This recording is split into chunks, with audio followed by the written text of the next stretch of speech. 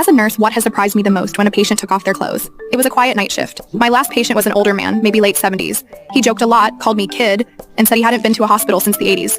When I helped him change into the gown, he paused, looked down, and mumbled, "Sorry if this is awkward."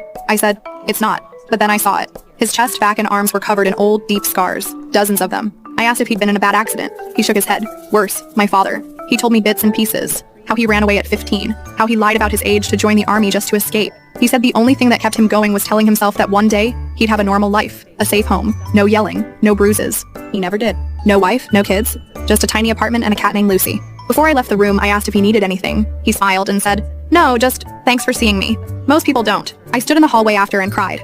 Not because he was dying, but because no one had ever made sure he'd lived. The next night, I brought him Lucy in a little carrier. He cried harder holding her than he did when they told him he had days left. He died with her asleep on his chest. And I stayed until